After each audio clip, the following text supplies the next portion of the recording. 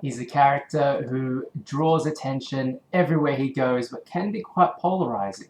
Whether it was 80 years ago from his first appearance in Batman issue 1, throughout his storied publication history, television appearances, and cinematic portrayals, the Joker has always been one of those characters that everyone has an opinion on, and it's the same with the Joker War. And in my opinion, this is a good one. Welcome to Comics with your mate Failbait, as I ask the burning question: should you buy, wait, or ignore DC's comics event Joker War? And the answer is yes. Yes, you should. The Batman event spans multiple titles, however the main focus of this video will be on the main event with a few recommendations towards the end as to which tie-ins are the best for you to buy. I've made it a little bit easy there with the visual, blacking out some of the ones you don't need to get, but let's get into it. Let's look at what makes the main event so good. It all starts in Batman issue 95, written by James Tynion, who has become a mainstay in the DC Universe's Batline for his consistent writing, tight plotting, and well-scripted exposition and characterization. His time with Detective Comics was well received, and now he's helming the main title itself with a huge event.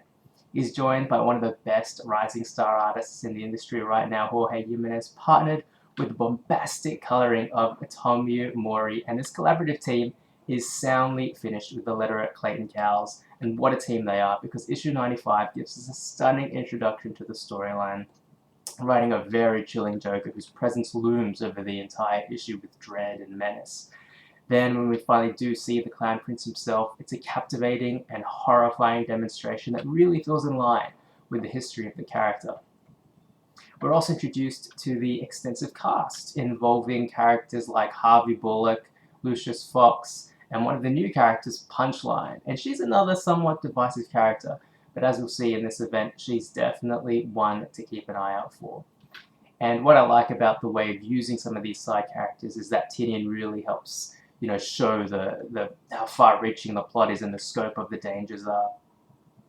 And, while this issue was a little bit light on the narrative, the dangers of Joker's plot is really felt, and that's important for getting us invested in the event early on.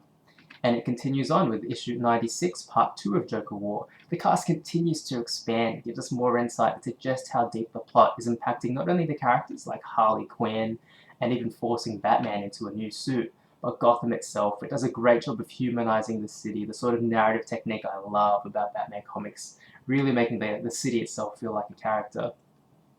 And the danger is exemplified even better as the collaborative team explores the horror and madness that Joker is capable of inflicting. We get a sort of desperate, weakened Batman, which is nothing new. So while that aspect of the narrative sort of treads water in this story, I think it's a good example of Batman's tenacity and determination if you enjoy that part of the character. It's very Morrisonian and Snyder-esque in Court of Owls.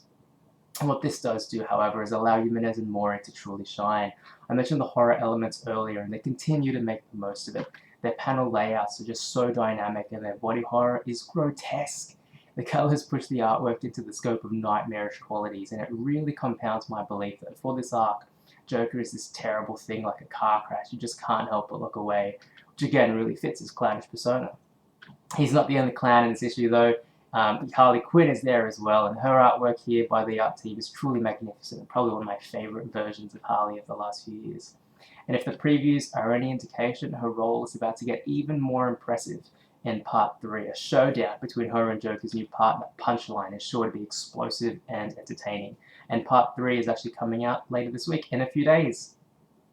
The tie-ins that have been just as entertaining or more relevant to the main event are the ones here that I've mentioned or would suggest. And it's Detective Comics is the first one, which is an interesting companion piece that ties Two-Face into the Joker War. It also features Hugo Strange and Mad Hatter. And as you can see, the Joker War's far reach extends even to these villains. And while there's certainly a personal element in the main Batman event, these Detective Comics help present the impact even further into the villain's place in Gotham. The artwork is great as well. Brad Walker and Andrew Hennessy get to draw some dastardly villains and Batman beating them all up. And Peter Tomasi's writing follows suit, taking some great ideas, like I said, Two-Face, Mad Hatter, and executing them well. The other two recommendations are solely if you enjoy Harley Quinn's character, as that's a sort of special one-shot for her. And then there's one called Warzone, I think, which features some more Joker. So they aren't entirely necessary, but worth a try for die-hard fans.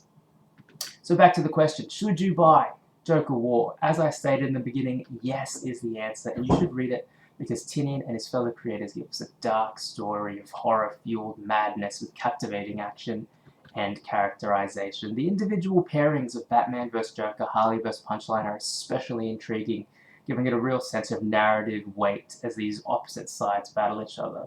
The artwork is sublime and honestly worth it on that alone.